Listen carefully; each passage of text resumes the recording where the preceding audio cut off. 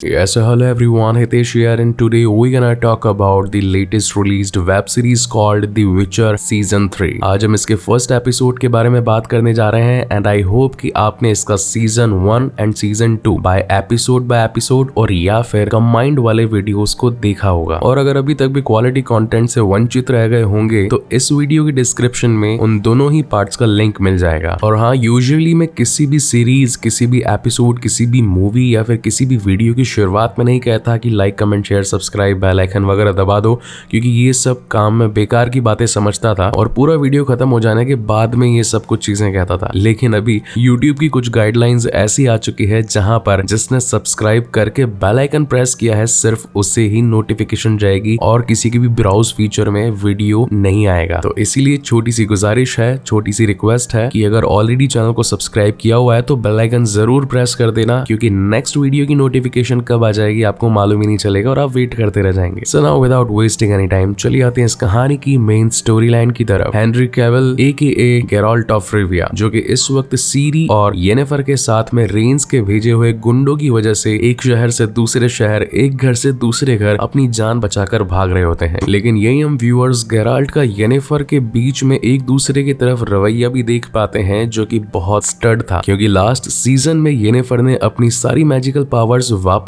पाने के लिए सिरिला यानी कि सीरी को अपना चारा बनाया था। हालांकि मोनोलिथ की तरफ से कंजंक्शन ऑफ स्पेयर का जब दरवाजा खुल जाता है और दूसरी दुनिया और क्रीचर्स यहाँ पर एलियन वगैरह हमला करने वाले थे तो बचाया भी येनेफर नहीं था। मगर गेराल्ट को इस बात का गुस्सा था कि आखिर येनेफर ने सीरी को अपना चारा बनाया ही क्यों, सिर छिपाने के लिए। हालांकि ये लोग एक ही घर में तो रह रहे थे मगर आपसी बातचीत में चिट्ठियों का यूज करते थे। येनेफर जानती थी कि जल्द ही बड़े खतरे आने वाले हैं और उसके लिए सीरी को तैयार करना भी जरूरी है, इसलिए वो उसे केओस मैजिक का इस्तेमाल करके उसे एक अच्छी विच बना रही थी। मगर सीरी के अनकंट्रोलेबल केओस मैजिक को हैंडल करना अकेले येनेफर की बस की बात नहीं थी, क्योंकि सीरी पार्ट एल्वन थी, यानी कि उसके अंदर एल्वन ब्लड लाइन थी। धीरे धीरे समय आगे बढ़ता है और गुंडों से अपने आप को बचाने के लिए गेराल्ट अपने एक पुराने दोस्त यारपन के पास मदद लेने के लिए जाता है और वो उन्हें एक नया घर, एक नई छत दे डालता है। सब कुछ अगेन नॉर्मल चल रहा था और ये लग रहा था कि यहाँ पर गुंडे ने परेशान करने के लिए नहीं आएंगे। अगेन येनेफर और सीरी के बीच में प्रैक्टिस वगैरह शुरू हो जाती है मैजिक को लेकर और इवेंचुअली सीरी भी इन दोनों का साथ पाकर खुश थे। तभी यारपन वहां पर आता है और कहता है कि आज रात को एक वैलेंटाइन फेस्टिवल है, अगर तुम लोग अपना थोड़ा मूड वगैरह सही करना चाहो तो वहां पर जा सकते हो। जिसके बाद ये तीनों ही अपने कॉस्ट्यूम्स चेंज करके उस फेस्टिवल में पहुंच जाते हैं। और फिर आता है इस पूरे एपिसोड का वन ऑफ द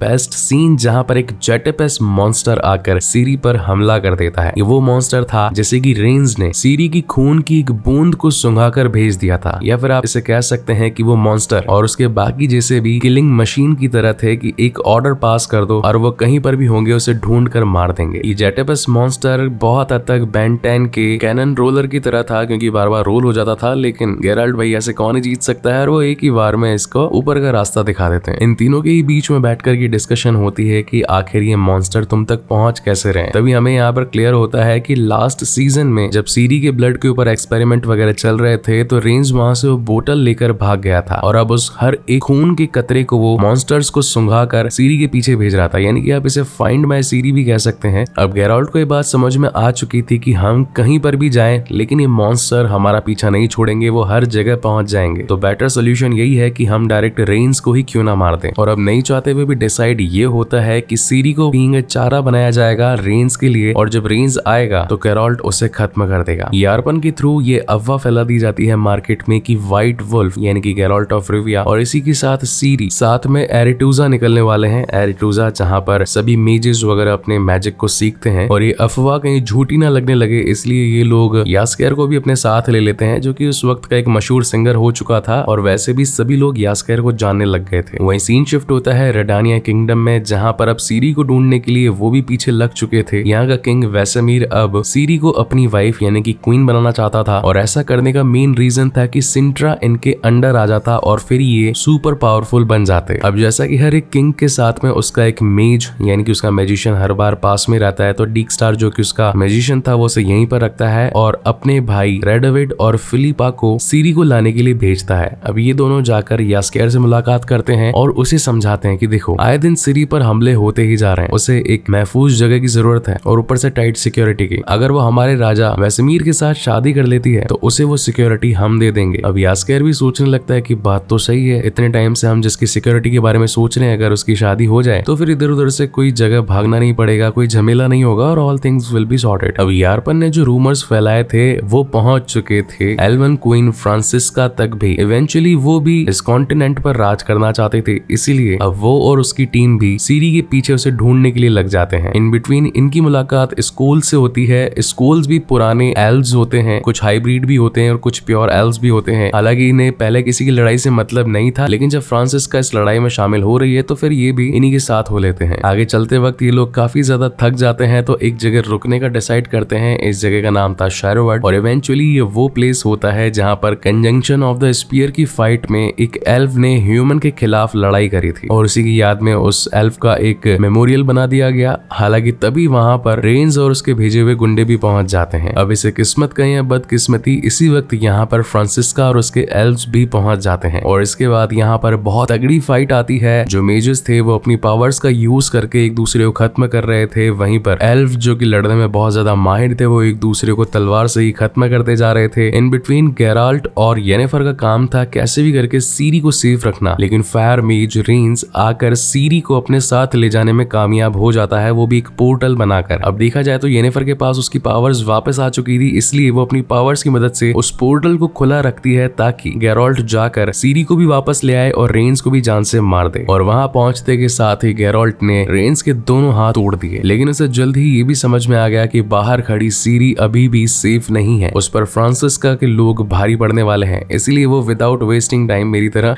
वापस से बाहर आ जाता है उन सभी की हेल्प करने के लिए। अब क्योंकि गुंडे बहुत ज्यादा थे तो जब तक एक तगड़ा वॉरियर सामने नहीं आएगा तो उनको नानी कैसे याद दिलाई जाए। तो अगेन यहाँ पर हमारे गेराल्ट व्हाइट वुल्फ एक एक करके सभी को धूल चटा देते हैं। अब हालांकि यहाँ पर गेराल्ट वापस तो आ चुका था रेंज को बिना मारे, मगर आने से पहले उसने रेंज की लोकेशन देख ली थी कि वो इस वक्त मौजूद कहाँ पर है। इस चलती लड़ाई में फ्रांसिस्का का भाई भी मारा जाता है। हालांकि फिलामेंडल जो कि अब ऑलमोस्ट टीम को लीड कर रहा था, उसे लगता है कि हम इससे जीत नहीं सकते, गेराल्ट यहाँ पर है तो अपनी जान को बचाकर भाग लेना ही सही रहेगा। उन सभी के चले जाने के बाद में सीन रात में शिफ्ट होता है और यहाँ पर येनेफर का गेराल्ट से कहना था कि जब रेंज ने पोर्टल बनाया था तो उसे डार्क मैजिक की कुछ वाइब्स आ रही थी। इसका मतलब ये है कि जरूर कोई डार्क मेज के लिए काम कर रहा है। अब मेजेस जो होते हैं वो बहुत सारे होते हैं, कुछ किंग्स के लिए अच्छा काम करते हैं तो कुछ डार्क पावर्स पाने के लिए एक डार्क मेज बन जाते हैं, लेकिन आखिर वो डार्क मेज है कौन? ये सब सुनकर गेराल्ट समझ गया था कि ये लोग साथ मिलकर उसे खत्म नहीं कर पाएंगे, इन्हें अलग अलग दिशाओं में जाना पड़ेगा क्योंकि अभी तक सीरी भी ट्रेंड नहीं है, पोर्टल्स बनाने में इतनी माहिर नहीं है। और जैसे आज वापस से गेराल्ट को भाग कर आकर सीरी की जान बचानी पड़ी तो ऐसा तो हर बार होगा, इसीलिए वो खुद अकेला जाएगा रेंज को मारने के लिए और सीरी अपनी पावर्स को एनहांस्ड करने के लिए एरिटूजा जाएगी अपने आप को और भी अच्छी मैजिशियन बनाने के लिए। ये सब कुछ यास्केर भी देख रहा था और सोच रहा था कि यार अच्छा ही रहेगा कि इन सबको जुदा ना करें और डायरेक्टली सीरी की शादी रेडानिया के किंग वेसेमीर के साथ कर दी जाए, क्योंकि रेडोविट ने तो उससे पहले ही कहा था कि अगर सीरी हमारे किंग के साथ शादी कर लेती है तो उसे टाइट सिक्योरिटी भी मिल जाएगी और ऊपर से रहने के लिए घर भी मिल जाएगा। मगर यास्केर को ये बात नहीं पता थी कि सीरी के पीछे उसके फादर यानी कि व्हाइट फ्लेम या फिर कह सकते हैं कि डूनी भी उसे ढूंढने के लिए आ रहा था और रेडानिया उसके लिए एक बाएं हाथ का खेल था। और इसी तगड़े सस्पेंस के साथ ये शानदार एपिसोड यहीं पर खत्म होता है। सो गाइज, आपको ये वीडियो कैसा लगा प्लीज मुझे लाइक और कमेंट करके जरूर बताइएगा और अगर पहली बार इस चैनल पर आए हैं तो इसे सब्सक्राइब जरूर कीजिएगा। इसका सेकंड एपिसोड भी जल्द ही आपके सामने आएगा। सो तब तक के लिए keep watching and stay safe. मिलते हैं अगले वीडियो में। Yes, so hello everyone, Hitesh here and today we're gonna talk about the newly released web series called The Witcher और आज हम इसके सीजन 3 के एपिसोड 2 के बारे में बात करने जा रहे हैं एंड आई होप कि आपने इसका फर्स्ट एपिसोड देख लिया होगा और अगर नहीं भी देखा होगा तो एज यूजुअल वीडियो के डिस्क्रिप्शन बॉक्स में उस वाले वीडियो का लिंक आपको मिल जाएगा। सीजन 1 एंड सीजन 2 का लिंक भी डिस्क्रिप्शन में अवेलेबल है, क्योंकि अगर वो भी नहीं देखा तो अभी तक क्या कर रहे हो यार। और हाँ, यूट्यूब की गाइडलाइंस बदल चुकी है, नोटिफिकेशंस आजकल किसी को भी नहीं आ रहे हैं, इसलिए रिक्वेस्ट है कि सब्सक्राइब बटन दबाने के साथ साथ में बेल आइकन भी प्रेस कर देना ताकि जैसे ही कोई भी वीडियो अपलोड करूं फटाफट से आपको उसकी नोटिफिकेशंस मिल जाएं। So now without wasting any time चलिए आते हैं इस कहानी की मेन स्टोरी लाइन की तरफ। लास्ट एपिसोड के अकॉर्डिंग हमें पता चल चुका था कि रेंज जो कि अभी भी सीरी को मारना चाहता है, इसलिए सीरी येनेफर के साथ एरिटूजा निकल चुकी थी। वहीं रिविया का गेराल्ट यानी कि हमारे व्हाइट वुल्फ रेंज की और भी इंफॉर्मेशन निकालने के लिए पहुंच चुके थे द विचर यूनिवर्स के गूगल के पास में यानी यानी कि कॉडरिंगर एंड फैन, जैसे यहाँ होने वाले हर इवेंट, हर एक थिंग के बारे में मालूम था। लास्ट एपिसोड में भी मैंने इनके बारे में बताया था कि ये वो लोग हैं जिन्होंने स्टड को सीरी की ब्लड लाइन के बारे में सारी इन्फॉर्मेशन दी थी कि कैसे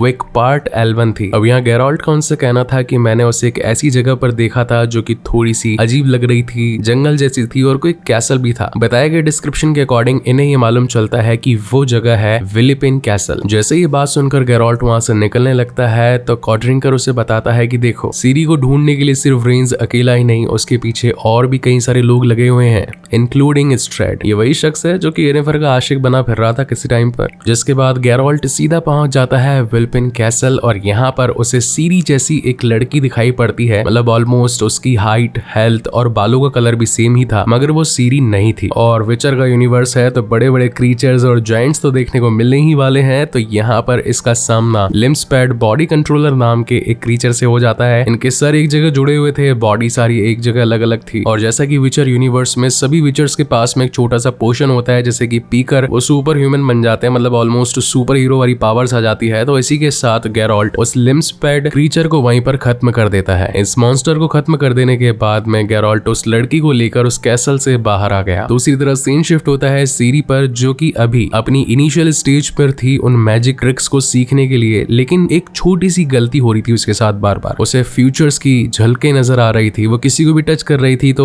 इनफैक्ट उसे उसका भी फ्यूचर नजर आ रहा था, यानी कि खुद का देखने के अलावा वो लोगों का भी फ्यूचर प्रेडिक्ट कर सक रही थी। अब फ्यूचर में किसी के साथ क्या होने वाला है, बुरा होने वाला है या अच्छा, ये सारी टेंशंस में आकर सीरी किसी भी चीज पर फोकस नहीं कर पा रही थी और ये सारी चीजें येनिफर भी नोटिस कर रही थी। इसलिए उन दोनों का ही जल्द से जल्द एरिटूजा पहुंचना बहुत ही जरूरी था। सीरी की फ्यूचर प्रेडिक्ट करने वाली ये पावर्स कहीं उसके खिलाफ ही कोई यूज ना कर ले, इसीलिए वो मदद मांगने के लिए अपनी एक पुरानी दोस्त सेरा के पास जाती है। सेरा के पास में कुछ पोर्टल गैजेट्स भी थे जिनकी मदद से डायरेक्टली एक कोई भी पोर्टल बनाकर कहीं पर भी टेलीपोर्ट हुआ जा सकता है। हालांकि मेजर्स वगैरह ये सब कुछ खुद की इंटरनल पावर से कर सकते हैं, लेकिन सीरी को अभी तक ये सब कुछ नहीं आता था and that is the reason उसे अभी ये गैजेट बहुत काम आने वाला था। इसी वक्त यहाँ पर दो लोग और भी थे जो कि पोर्टल गैजेट खरीदने के लिए सेरा के पास आए थे। छोटे बच्चे का नाम था डॉल्फ और जैसी सीरी गलती से उसे टच कर लेती है तो उसका फ्यूचर देख पाती है कि जो शख्स इसके साथ आया है वो पोर्टल खोलकर इसे उसमें धकेलने वाला है और इसकी जान जाने वाली है। ये सब कुछ देखकर फौरन सीरी ने उस डॉल्फ की रस्सी काटकर उसे वहां से भगा दिया। अब जाहिर सी बात है वो बड़ा शख्स तो गुस्से में आएगा ही, इसलिए इन दोनों के बीच में फाइट हो जाती है और अब नहीं चाहते हुए भी येनिफर को उसे जान से मारना पड़ता है। इवेंचुअली उसने जिसे मारा था वो यहाँ का काफी नामी गिरामी बंदा था और अब थोड़ी देर में उसके लोग वहां पर पहुंचने वाले थे। ये सब कुछ देखकर सेरा वहां से निकल भागती है खुद का पोर्टल बनाकर और इन दोनों को जो उससे हेल्प चाहिए थी वो भी नहीं मिल पाते। येनिफर उससे कहती है कि सीरी मैंने तुम्हें मना किया था कि किसी को भी टच मत करना, किसी के भी विजन्स फील मत करना, लेकिन देखो अब तुमने ऐसा किया और देखो अब हमें कितनी बड़ी मुसीबत का सामना करना पड़ रहा है। मेरी तुमसे रिक्वेस्ट है कि बिना सोचे समझे किसी का भी फ्यूचर चेंज मत करना अब, क्योंकि हो सकता है कि इसका इम्पैक्ट हमारी लाइफ पर भी हो जाए कहीं ना कहीं। और इन चीजों का बेहतरीन एग्जाम्पल हमने दी फ्लैश मूवी में भी देखा है कि कैसे बैरी एलन ने उस टमेटो के कैन को नीचे की शेल्फ की जगह ऊपर के शेल्फ पर रख दिया और फ्यूचर में फिर सुपरमैन, बैटमैन, इनफैक्ट दी फ्लैश खुद भी चेंज हो गया था। तो ऐसी चीजें नहीं करनी चाहिए, मतलब फ्यूचर के साथ खिलवाड़ करना बुरा हो सकता है। Now coming back to the main story, यहाँ पर अगेन यास्केर की मुलाकात रेडोविड से होती है। रेडोविड उसे कहता है कि देखो सीरी के लिए रेडानिया ही सबसे बेस्ट प्लेस हो सकता है, जिस पर यास्केर कहता है कि ऐसा करने के लिए तुम्हें सबसे पहले गैरोल्ट का भरोसा जीतना होगा और गैरोल्ट का भरोसा जीतने के लिए अगर तुम रेंस को जान से मार देते हो तो ये सारी चीजें पॉसिबल हो सकती हैं। यहाँ पर हम रेंस को देख पाते हैं जो कि इस वक्त कॉडरिंगर और फैन के पास पहुंचा था। लास्ट एपिसोड के अंदर एंड में हमने ये देखा था कि स्टेगोबॉर की मदद से रेंस के हाथ वापस से ठीक हो चुके थे, तो यानी कि वो अपनी फायर वाली पावर अगेन उन पर यूज कर सकता था। उसने उनसे पूछा कि इस वक्त गैरोल्ट और सीरी कहां पर है, जहां पर मजबूर होकर इन दोनों को बताना पड़ता है कि सीरी तो निकली है येनिफर के साथ में अभी एरिटूजा और गैरोल्ट आ रहा है तुम्हें मारने के लिए। गुस्से में आया रेंस अपनी फायर पावर से उन दोनों को ही जलाकर भस्म कर देता है। हालांकि उनकी बिल्ली उसे पसंद आई थी तो उसे लेकर वो निकल जाता है। यहाँ सीन शिफ्ट होता है जंगल में, जहाँ पर गैरोल्ट उस बचाई हुई लड़की के साथ बात कर रहा था और इन बातों से गैरोल्ट को ये पता चलता है कि वो लड़की सिर्फ दिखने में सीरी जैसी नहीं है, बल्कि किसी डार्क मेज ने उसके ऊपर ऐसा मैजिक किया है जिससे अब उस लड़की को लग रहा है कि वो खुद ही सीरी है और वही गैरोल्ट की डेस्टिनी है। अगर आपको याद हो तो सीजन 1 के एपिसोड 1 की एंडिंग में जिस लड़की ने अपना गला काट लिया था मरते वक्त, उसने विचर यानी कि गैरोल्ट से कहा था कि find the girl in the woods, तो ये सारी चीजें उसकी डेस्टिनी से जुड़ी हुई थी। और जब गैरोल्ट को ये ये पता चला कि लड़की जो कि अपने आप को उसकी डेस्टिनी बता रही है, इसका मतलब जिसने इसके ऊपर डार्क मैजिक किया है वो केओस मैजिक का यूज करके और भी लड़कियों को इस तरीके से बहला फुसला सकता है। लेकिन आखिर ये डार्क मेज है कौन? और इसी तगड़े सस्पेंस के साथ ये शानदार एपिसोड यहीं पर खत्म होता है। आई होप गाइस की वीडियो आपको पसंद आया हो। अगर पसंद आया है तो प्लीज इसे लाइक कमेंट शेयर करना मत भूलिएगा, और अगर पहली बार चैनल पर आए हैं तो इसे सब्सक्राइब भी करना मत भूलिएगा, क्योंकि इसका थर्ड एपिसोड मैं जल्द ही लेकर आऊंगा। और हाँ, बेल आइकन प्रेस करना मत भूलिएगा। सो तब तक के लिए keep watching and stay safe. मिलते हैं अगले वीडियो में। Yes, so hello everyone, Hitesh here, and today we're gonna talk about the latest released web series called The Witcher Season 3, और आज हम इसके थर्ड एपिसोड के बारे में बात करने जा रहे हैं। आई नो कि थोड़ा सा लेट जरूर हूँ, मगर उसके पीछे एक रीजन भी था।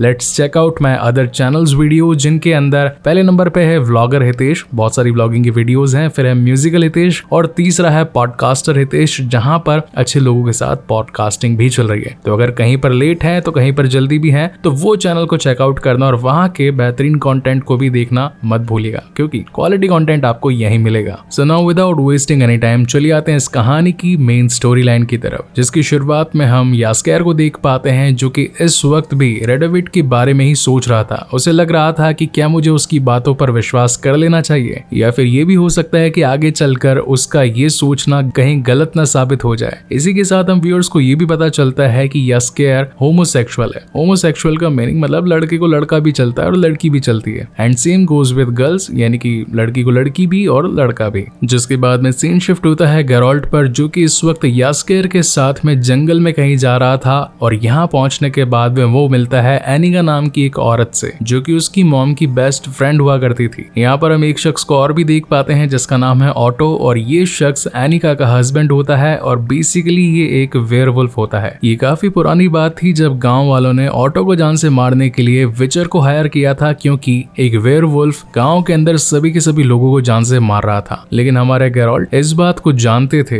कि इस भेड़िए में कहीं ना कहीं एक इंसान छिपा है, इसलिए गेराल्ट ने अपना एक ताबीज उसे पहना दिया ताकि वो कभी अगेन वेयरवुल्फ में ट्रांसफॉर्म ना हो सके। यहाँ पर ये सभी इस बच्ची को ठीक करने की कोशिश में लगे हुए थे, क्योंकि इस पर बुरा जादू यानी कि केओस मैजिक इस्तेमाल किया गया था। उस लड़की को थोड़ा एनालाइज करने के बाद में एनिका ये बताती है कि इस लड़की का खून भी पार्ट एल्वन है, जैसा कि सीरी का था। गेराल्ट का कहना था कि मैं इस लड़की को रेंज की कैद से छुड़वा कर लेकर आया हूँ। तो इसका मतलब ये है कि रेंज, जो कि अपना आप को एक फेयर मैजिशियन बताता है, उसके तो बस की बात नहीं। इसका मतलब कि वो जिसके लिए काम कर रहा है उसे ये सारा केओस मैजिक आता है, जो कि एल्वन ब्लड वाली लड़कियों को ढूंढ कर उनके ऊपर ये सारा काला जादू कर रही है। जहाँ एक तरफ एनिका के थ्रू उस छोटी लड़की का ट्रीटमेंट चल रहा था, वहीं दूसरी ओर गेराल्ट और यास्केर के बीच में सीरी को लेकर बातचीत होती है। यास्केर का कहना था कि अगर सीरी की शादी रेडानिया के किंग वेसेमीर से हो जाए तो उसे सेफ्टी भी मिलेगी, और इसी के साथ फ्यूचर में जो बड़ी जंग होने वाली है वो भी थम जाएगी। लेकिन गेराल्ट का मानना था कि ऐसा करना सही नहीं रहेगा, हमसे जितनी कोशिश हो पाएगी हम सीरी को बचाएंगे। उसी वक्त उस छोटी लड़की को भी होश आ जाता है, जो कि अपना नाम टेरीन बताती है, और ये भी बताती है कि मुझे एरिटूजा से रेंज की मास्टर लीडिया ने अगवा किया था। वो लड़की अभी तक ठीक से होश में आई भी नहीं थी और बस धीरे धीरे बातें कर रही थी, मगर गेराल्ट उससे सारी सच्चाई जानना चाहता था कि आखिर उनके नेक्स्ट प्लान क्या है, वो अगला मूव क्या लेने वाले हैं। और जैसे ही एनिका के ऊपर ज्यादा जोर पड़ता है तो वो अगेन एक डिफेंसिव मूड में चली जाती है, यानी कि वही सीरी वाला मूड। जिसके बाद इन सब में ही झगड़ा शुरू हो जाता है। सबसे पहले तो एनिका चपेट में आती है, और उसके बाद टेरीन ऑटो का ताबीज निकाल लेती है। अब जैसे ही ऑटो एक वेयरवुल्फ में ट्रांसफर होने ही वाला था, तभी गेराल्ट अपना दिमाग चलाता है और उसे काबू करके पहले तो उसे नेकलेस पहनाता है, ताकि वो कहीं अगेन ट्रांसफॉर्म होकर इन्हीं पर भारी ना पड़ जाए। इसी बीच यास्केर एक छोटे पोशन की बोतल लेकर आता है और टेरीन को पिला देता है ताकि वो शांत हो सके। इस झगड़े के खत्म हो जाने के बाद में सीन शिफ्ट होता है रात में, जहाँ पर एनिका के पास गेराल्ट बैठा था, और तभी एनिका उसे एक बात बताती है कि शायद ये बात तुम्हें हर्ट कर जाए, मगर तुम्हारी मॉम अब इस दुनिया में नहीं रही। इनके बीच में एक डीप कॉन्वर्सेशन भी होती है, जहाँ पर एनिका बताती है कि तुम्हारी मॉम वेसेना, वो तुमसे प्यार तो बहुत करती थी, बचपन में ही तुम्हें द विचर ट्रेनिंग के लिए भेजना एक गलत मूव हो सकता है, मगर उस वक्त तुम्हारी जान बचाने के लिए और दुनिया की भलाई के लिए यही सही था। उस वक्त लोगों ने उसे एक एल्फ समझा और पीट पीट कर जान से मार दिया। गेराल्ट ने वैसे भी अपनी जिंदगी में बहुत लोगों को खोया था, और इस बार वो सीरी को नहीं खोना चाहता था, इसलिए वो बिना वक्त गवाए सीधा एरिटूजा पहुंच जाता है। वही एनिका का काम था जब तक गेराल्ट वापस न लौटे तब तक टेरीन को ठीक करना। अब जैसा कि लास्ट एपिसोड में हमने देखा था कि येनिफर अब ले जा चुकी थी सीरी को एरिटूजा के लिए, मगर ये लोग अभी भी रास्ते में थे, एरिटूजा पहुंचे नहीं थे। तभी येनिफर को एक काम आता है और वो एक बैंक में चली जाती है, मगर जाने से पहले उसके एक दोस्त फैबियो को सीरी की जिम्मेदारी संभला कर जाती है और इसी के साथ सीरी के हाथ में एक लोकेटर स्पेल वाला ताबीज भी देकर जाती है कि बाय चांस इन केस तुम पर कोई भी हमला करे या फिर कोई भी मुसीबत आए तो अपने स्पेल पावर का यूज करके तुम हमें बुला सकती हो, मतलब कि मेजर्स को बुला सकती हो। तभी हम देखते हैं कि बैंक में येनिफर टिसिया डेवरिस से मिलने के लिए आई थी और ये दोनों ही सीरी के फ्यूचर के बारे में बात कर रहे थे। इसी के साथ साथ टिसिया उसे ये भी बताती है कि कॉन्टिनेंट में वॉर होने वाली है जिसके अंदर सीरी का एक बहुत बड़ा रोल होने वाला है। और अब जैसा कि जंग की बातें हो ही चुकी है तो अब एरिटूजा जहां पर कोई लड़ाई झगड़ा नहीं होता, सिर्फ जादू की बातें होती है, तो ब्रदरहुड सीरी को शामिल करने के बारे में सोच रहा है कि इसे करना भी चाहिए या फिर नहीं, क्योंकि जाहिर सी बात है अगर सीरी वहां पर आएगी तो परेशानियां भी अपने साथ लेकर आएगी। वहीं सीन शिफ्ट होता है सीरी पर जो कि इस वक्त मार्केट में थी, काफी मजे ले रही थी और इसी बीच उसे एक फर्जी जादूगर दिखता है। उसका पर्दाफाश करने के लिए जब वो लोगों को इसकी सच्चाई बताती है तो उल्टा मुसीबत उसी पर ही आ जाती है और अब अपनी जान बचाने के लिए वो लोकेटर स्पेल का यूज करती है और तभी ढेर सारी मेजेस इंक्लूडिंग येनिफर भी वहां पहुंच जाती है और फाइनली ये सभी डिसाइड करते हैं कि यहाँ से सीरी को ले जाकर एरिटूजा ही शिफ्ट कर देना चाहिए, क्योंकि वो यहाँ रहेगी तो एक के बाद एक पंगे आते ही रहेंगे। अब जैसा कि येनिफर तो एरिटूजा की पुरानी स्टूडेंट थी, उसे पता था कि यहाँ पे किस तरीके से रहना है, मतलब ज्यादा राजाशाही ठाट नहीं है, सारे काम खुद करने पड़ते हैं, बर्तन वगैरह धोना, कपड़े वगैरह धोना, और ऊपर से कोई भी किसी का गुलाम नहीं है, यानी कि आपके लिए कोई चीजें ला करके नहीं देगा। और सीरी तो ठहरी एक महारानी जिसके सारे काम आज तक दूसरे लोगों ने किए थे, लेकिन अब सारे काम उसे ही करने पड़ने वाले थे, तो उसका मूड थोड़ा सा खराब हो चुका था। और इसी बात पर येनिफर और सीरी की छोटी मोटी बहस भी हो जाती है। ये हम येनिफर और टिसिया के बीच में होती बातचीत को भी देख पाते हैं, जहां पर ये लोग नॉर्दर्न किंग्स के साथ मिलकर अपनी सेना को मजबूत करने के बारे में सोच रहे थे। वहीं सीन शिफ्ट होता है सीरी पर जो कि लोकेटर स्पेल का इस्तेमाल करके गेराल्ट को यहाँ बुलाना चाहती थी, क्योंकि उसे ये लगता था कि वो हमेशा से सिर्फ गेराल्ट के साथ ही सेफ थी। लेकिन अब जैसा कि लोकेटर स्पेल खाली मैजिशियंस यानी कि मेजेस पर ही काम किया करता था, विचर्स पर नहीं, तो थक हार कर वो वहां से भागी जाती है। यहाँ सीन शिफ्ट होता है वेसेमीर पर जो कि रेडानिया किंगडम का किंग था और यहाँ वो ऑलरेडी निल्फ गार्डियंस के साथ में हाथ मिलाकर आ चुका था। बदले में वेसेमीर को सिंट्रा की रानी यानी कि सिरिला को निल्फ गार्डियंस के एम्परर एमिर डूनी को देना पड़ेगा। हालांकि डीक्स्टार उसे समझाने की बहुत कोशिश करता है और ये भी बताता है कि जिसके पास में सीरी रहेगी उनका पलड़ा भारी रहेगा, और वैसे भी एम्परर एमिर तुम्हें सिर्फ बहला फुसला रहा है, वो तुम्हारी कोई भी बात नहीं मानेगा, जैसे ही उसके पास सीरी आ जाएगी वो तुम्हारा भी किस्सा खत्म कर देगा। मगर वेसेमीर को उससे कोई भी मतलब नहीं था, वो सिर्फ और सिर्फ वेट कर रहा था सीरी के यहाँ पर आने का। अब यहाँ पर लाख समझाने के बावजूद भी वेसेमीर समझने को तैयार नहीं था, तो यहाँ पर डीक्स्टार एक छोटी सी चाल खेलता है। वो उसकी पुरानी बीवी हेडविग का सर काट देता है और एक तोहफे में लाकर वेसेमीर के सामने पेश कर देता है, और उसके अंदर एक चिट्ठी भी थी जिसके अंदर ये लिखा था गिफ्ट फ्रॉम निल्फगार्ड। ये सब देखकर वेसेमीर का दिमाग घूम जाता है और वो अगेन निल्फ गार्डियंस के खिलाफ हो जाता है। वहीं अगले सीन में हम रेंस को देख पाते हैं जो कि अपनी गुरु मतलब कि ऑलमोस्ट जिससे ऑर्डर्स मिलते हैं यानी कि लीडिया से बातचीत कर रहा था। पुराने सीजन में हमने देखा था कि विचर से पंगा लेने का क्या अंजाम था, यानी कि रेंस भी ऑलमोस्ट आधा जल चुका था और लीडिया का भी फेस जल चुका था, मगर अपनी मैजिकल पावर्स का यूज करके लीडिया ने अपना एक नकली मास्क तैयार कर लिया था ताकि वो लोगों से अपनी सच्चाई छिपा सके। या रेंस का लीडिया से कहना था कि वो अब एम्परर के लिए काम कर करके थक चुका है, अब उसे चाहिए कि वो कोई खुद का काम करे और खुद का साम्राज्य खड़ा करे। लास्ट एपिसोड में हमने गैलेटिन को देखा था जो कि एक वॉरियर एल्फ था और वो कहर का बहुत अच्छा दोस्त था। अब जैसा कि कहर एम्परर एमिर के लिए काम करता था, तो वो गैलेटिन का साथ निभाने के लिए या फिर उसे और सपोर्ट देने के लिए, उसकी सेना बढ़ाने के लिए उसे एम्परर के पास लेकर के जाता है। अब यहाँ पर बेसिकली पंगा ये हुआ था कि गैलेटिन जो कि ये समझता था कि एल्फ में सबसे होशियार और सबसे ताकतवर वो है और फिलहाल जो बागडोर फ्रांसिस्का के हाथ में है वो उसे छुड़वाने में एमिर मदद कर सकता है। एमिर का पूछना था कि आखिर तुम फ्रांसिस्का से उसकी बागडोर लेना क्यों चाहते हो, जहाँ पर गैलेटिन का ये बताना था कि वो एक लड़की के पीछे पड़ी है जिसकी वजह से हमारी एल्वन जाति ऑलमोस्ट अभी तो 100-150 लोग मारे जा चुके हैं और अब और मारे जाएंगे और मैं उन्हें खतरे में नहीं डालना चाहता। ये बात सुनकर एम्परर एमिर को ये तो पता चल जाता है कि यहाँ पर फ्रांसिस्का जिस लड़की की तलाश में थी वो और कोई नहीं बल्कि सीरी ही थी। खैर वहां से गैलेटिन के चले जाने के बाद में वो कहर को कहता है कि अगर तुम्हें एक और सीक्रेट मिशन चाहिए और अच्छी पोस्टिंग चाहिए तो तुम्हें मेरा एक काम करना होगा, जिसमें था गैलेटिन को जान से मारना। अगर तुम ऐसा करते हो तो तुम्हारी वफादारी मेरे लिए साबित हो जाएगी कि तुम कितने ज्यादा वफादार हो। अब हालांकि केहिर अपने बेस्ट फ्रेंड को मारना तो नहीं चाहता था, मगर उसे भी ऊंचे ओहदे की भूख थी और वो रात को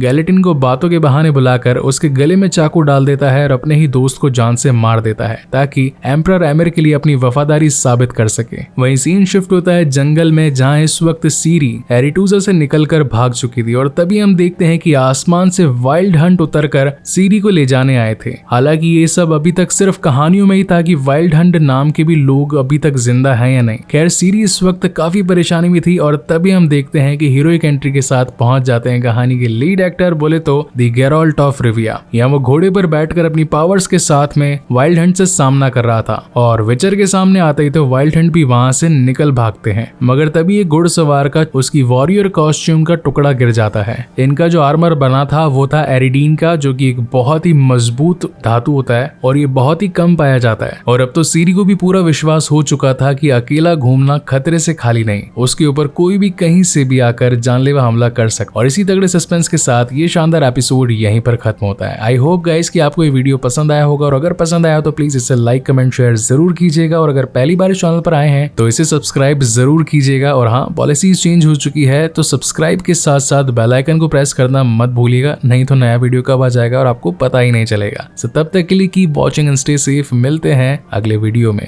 Yes, so hello everyone, Hitesh here and today we're gonna talk about the latest released web series called The Witcher Season 3rd और आज हम इसके 4th एपिसोड के बारे में बात करने जा रहे हैं एंड आई होप कि आपने इसके पहले एक्सप्लेन किए हुए सारे एपिसोड्स देख लिए होंगे और अगर नहीं भी देखे होंगे तो एज यूजुअल उन वीडियोस का लिंक आपको इस वीडियो के डिस्क्रिप्शन में मिल जाएगा, वहां से भी जाकर आप उन्हें चेकआउट कर सकते हैं। और इसी के साथ डिस्क्रिप्शन में बाकी चैनल्स भी हैं जहां पर रेगुलर वीडियोज आ रही हैं, जैसे कि पॉडकास्टर हितेश, म्यूजिकल हितेश और इसी के साथ व्लॉगर हितेश, तो उन्हें भी चेकआउट करना मत भूलिएगा। So now without wasting any time चलिए आते हैं इस कहानी की मेन स्टोरी लाइन की तरफ। एम्परर एमिर यानी कि डूनी के कहने पर केहिर को एक सीक्रेट मिशन मिला था और इसी के चलते वो मिलने के लिए आया था फ्रांसिस्का से। अब वो सीक्रेट मिशन क्या है वो तो हमें कहानी में आगे ही पता चलेगा। इसी के साथ हम देखते हैं कि फ्रांसिस्का की कैद में फ्रिंजिला भी होती है, ये भी एक मेज थी और अगर आपने इसे सीजन 1 के एपिसोड 1 से फॉलो किया है तो आपको मालूम होगा कि एरिटूजा में जब नई लड़कियों को मेजेस बनाया जा रहा था तो उसमें फ्रिंजिला भी एक थी और उसने येनिफर के साथ में अपनी क्लासेस ली थी। वो इस कैद में रह रहकर तंग आ चुकी थी और उसे जैसे ही मौका मिलता है वो वहां से भाग निकलती है। इस बात की खबर केहिर आकर एमिर को देता है और बताता है कि अब वो कहीं पर भी मौजूद नहीं है। एमिर को लगता है कि शायद वो कैद में पड़ी पड़ी मर चुकी होगी। वहीं सीन शिफ्ट होता है एरिटोजा में और यहाँ पर येनिफर ने पूरे ब्रदरहुड की एक मीटिंग बिठवा ली होती है, जहाँ पर almost half mazes, full mazes सभी शामिल थे और इस मीटिंग का मेन मुद्दा था नॉर्दर्न किंग्स को साथ में लाकर एक ही दुश्मन यानी कि निल्फगार्ड को हराना। और निल्फगार्ड को लीड कर रहा था खुद एम्परर एमिर। उसकी फौज बहुत ही ज्यादा बड़ी थी, इसी के साथ उसे हराना भी आसान नहीं था, इसलिए ये सभी मेजेस नॉर्दर्न किंग्स को एक साथ लेकर आना चाहते थे ताकि उनकी टीम्स के सपोर्ट के साथ में निल्फगार्ड को हराया जा सके। हालांकि हर कोई इस बात पर तो अग्री था मगर स्ट्रगोबॉर नहीं था और वो क्यों नहीं था वो आपको इसके एपिसोड 5th में मालूम चलेगा। अब यहाँ से एक एक करके सभी मेजेस पोर्टल बनाकर अलग अलग किंग के पास जा रहे थे, जहाँ पर येनिफर मिलने के लिए जाती है रेडानिया के किंग वेजिमीर के पास। इन सभी ने एक मीटिंग बिठाने का डिसाइड किया था जहाँ पर ये सभी मिलकर निल्फगार्डियंस के खिलाफ प्लानिंग बना सके, मगर रेडानिया का किंग वेजिमीर इस वक्त अपनी बीवी हेडविग के सर कट जाने की वजह से बहुत ही ज्यादा अपसेट था और वो मीटिंग का हिस्सा न बनकर अपनी बाकी की टीम यानी कि फिलिपा, डीक्स्टार और रेडोविट को भेजने के लिए येनिफर को कहता है। वहां से निकलते वक्त अकेन येनिफर एक पोर्टल बनाती है मगर वो पोर्टल करप्ट हो जाता है। तभी वहां पर विचर यानी कि गेराल्ट पहुंच जाता है और सबसे ट्विस्टिंग एंड टर्न वाली बात तो ये थी कि वो असली वाला नहीं बल्कि एक करप्टेड विचर था। एक तरीके से इसे गेराल्ट का डार्क विजन भी कह सकते हैं, जिसे किसी बड़े मैजिशियन ने भेजा था। अपनी जान को बचाने के लिए येनिफर अलग अलग पोर्टल्स बनाती है और फाइनली उसमें कामयाब होकर सीधा एरिटूजा पहुंच जाती है। फिर कहानी में कमबैक होता है एक पुराने किरदार का जिसका नाम है स्ट्रिड, और इस वक्त ये भी एरिटूजा आया हुआ था इस बात की छानबीन करने के लिए कि आखिर बुक ऑफ मोनोलिथ को कौन ढूंढ रहा है, क्योंकि बुक ऑफ मोनोलिथ एक ऐसी बुक थी जिसकी मदद से कंजंक्शन ऑफ स्पीयर्स को क्रिएट किया जा सकता था। अब ये मैंने इसके सीजन 1 के एपिसोड 1 में ही बता दिया था कि कंजंक्शन ऑफ स्पीयर यानी कि दो दुनियाओं का मेल, जहां पर बहुत सारे बड़े बड़े क्रीचर्स इस दुनिया में आ चुके थे, और अगर वापस से कोई उस बुक की तलाश में है यानी कि अगेन कोई ना कोई उस स्पीयर को क्रिएट करना चाहता है, उसकी मदद करने के लिए वहां पर ट्रिस भी पहुंच जाती है। तभी उनके हाथ में एक वहां का रजिस्टर लगता है जिसके अंदर पुरानी जितनी भी लड़कियां जो कि अभी तक जादू सीखकर या फिर मेज बनकर वहां से जा चुकी हैं उनकी डिटेल्स थी, और तभी उसे ये भी पता चलता है कि अब ये जितनी भी पार्ट L1 लड़कियां हैं ये धीरे धीरे करके गायब होती जा रही हैं। उसमें से एक लड़की यानी कि टिरीन को हमने इसके लास्ट एपिसोड में देखा था। तो बेसिकली फंडा ये था कि लीडिया और उसका जो बॉस है वो उसके साथ मिलकर काम कर रही है पार्ट L1 लड़कियों पर केओस मैजिक को पूरी तरीके से हावी करने के लिए, क्योंकि सीरी बहुत ज्यादा ताकतवर है, हालांकि है तो वो भी पार्ट L1, लेकिन अगर वो खुद के बाकी वाले मैजिक ट्रिक्स में कामयाब हो गए यानी कि अगर उनकी प्रैक्टिस पूरी हो गई तो उनका फाइनल अटेम्प्ट रहेगा सीरी के ऊपर, और अगर सीरी उनके हाथ लग गई तो जंग का पलड़ा ही पलट जाएगा। याम येनिफर और बाकी मेजेस को देख पाते हैं जो कि अब इस गुत्थम गुत्थी में थे कि आखिर ये सारी चीजें हो क्या रही है। सबसे पहले तो बुक ऑफ मोनोलिथ का यहाँ से गायब हो जाना, ऊपर से पार्ट L1 लड़कियों का भी गायब होना, मैजिक पोर्टल्स का करप्ट हो जाना और डार्क विजन्स का आ जाना, ये सारी चीजें कहीं ना कहीं आपस में कनेक्टेड है, यानी कि कोई तो है जो कि इन सभी के पीछे एक कोई बड़ी साजिश कर रहा है। यहाँ सीन शिफ्ट होता है गैरोल्ट और सीरी पर, जो कि वाइल्ड हंट के एक बड़े हमले के बाद में एक जगह शांति से बैठकर बातचीत कर रहे थे। यहाँ पर गैरोल्ट का सीरी से कहना था कि तुम्हें अगेन वापस से एरिटूजा ही जाना होगा। पहले तो सीरी का गैरोल्ट से कहना था कि मैं वापस वहां पर नहीं जाना चाहती क्योंकि वहां पर मेरी कोई इज्जत नहीं है, कोई ख्याल नहीं रखता, और ऊपर से सेफ्टी एंड सिक्योरिटी के मामले में तुम ही सबसे बेस्ट हो। जिस पर गैरोल्ट का कहना था कि कोई तुम्हारी जैसी दिखने वाली पार्ट L1 लड़कियों पर एक्सपेरिमेंट कर रहा है, और अगर तुम वहां पर नहीं पहुंची तो उसकी फिराक खत्म नहीं होगी और वो दूसरी लड़कियों को शिकार बनाएगा। क्या तुम ऐसा चाहती हो कि तुम्हारी वजह से दूसरी लड़कियां भी मुसीबत में पड़े? और ये सब बातें सुनकर सीरी वापस से एरिटूजा जाने के लिए तैयार हो जाती है। अब रास्ते में आगे पड़ता है बहुत बड़ा समुंदर, उसे पार करने के लिए इन्हें चाहिए था या तो एक बोट या फिर एक जहाज। तो आगे जाने के लिए यास्केर, गैरोल्ट और इसी के साथ सीरी एक फेरीमैन से डील कर लेते हैं, जहाँ फेरीमैन का कहना था कि काफी टाइम से समुद्र में एक ऐसा दैत्य घूम रहा है जो कि हर बार इनके लोगों, इनके जहाजों पर हमला कर देता है और बहुत बड़ा नुकसान होता है। अब जहाँ एक तरफ गैरोल्ट का काम था इन सभी लोगों को उस समुद्री दैत्य से छुटकारा दिलवाना, वही फेरीमैन इन्हें मुफ्त में एरिटूजा छोड़ने वाला था। इसी जहाज में हम कुछ और लोगों को भी देख पाते हैं जिनके लीडर का नाम था वॉल्डेमॉर्ट, और यहाँ पर ये सब लोग एरिटूजा इसलिए जाना चाहते थे क्योंकि एरिटूजा में होने वाला था एक कॉन्क्लेव। अब इस कॉन्क्लेव का मतलब ये होता है कि एक बड़ी पार्टी, मतलब गाला पार्टी भी कह सकते हैं इसे, और उसके बाद एक गैदर्ड मीटिंग। जैसा कि इस एपिसोड की शुरुआत में ही मैंने बता दिया था कि सभी ब्रदरहुड ने मिलकर एक मीटिंग डिसाइड करी थी नॉर्दर्न किंग्स के साथ में। अब जाहिर सी बात है बड़े बड़े किंग्स आएंगे तो उनके सम्मान में थोड़ा नाच गाना, बढ़िया पार्टी, खाना पीना भी होना चाहिए, इसलिए इस बैंड को भी हायर किया गया था जो कि अनफॉर्चुनेटली यास्केर के कंपेटिटर्स थे। जैसे इनका सफर शुरू होता है ऑलमोस्ट वो जहाज पानी के बीच में आ जाता है, तभी वो समुद्री राक्षस इन पर हमला कर बैठता है। अब हालांकि उससे लड़ने के लिए जैसे ही गैरोल्ट आगे बढ़ता है कि तभी उसकी तलवार लेकर सीरी आगे पहुंच जाती है और उस बड़े से मॉन्स्टर का पूरा सफाया कर डालती है। As usual the CGI was up to the mark, fighting was top notch, और विचर की सीरीज इन्हीं सारे क्रीचर्स को मारने के लिए तो जानी जाती है। तो यहाँ पर सीरी का बदला वॉरियर रूप देखकर गैरोल्ट बहुत ही ज्यादा इंप्रेस हो चुका था और उसे लगा कि हाँ उसकी ट्रेनिंग वेस्ट नहीं गई, अब उसे लड़ना आ चुका है। सीन शिफ्ट होता है रात में जब ये सभी एरिटूजा पहुंच चुके थे और यहाँ पर इनकी पुरानी गैंग फिर से मिल जाती है, यानी कि गैरोल्ट, येनिफर, सीरी और यास्केर अब सभी साथ में होते हैं। यहाँ पहुंचते येनिफर ने इन सभी को बता दिया कि आज रात एक बहुत बड़ी पार्टी होने वाली है जहाँ पर सभी नॉर्दर्न किंग्स आने वाले हैं और हम सभी उनके सामने ये बात रखने वाले हैं कि हमें अब निल्फगार्ड के खिलाफ होना है, मगर उसमें थोड़ा सा टाइम है, तो अगर तुम लोग यहाँ पर थोड़ा रेस्ट करना चाहते हो तो कर सकते हो। अब जहाँ एक तरफ येनिफर और गैरोल्ट हैं साथ में तो थोड़ा बहुत ऊपर नीचे तो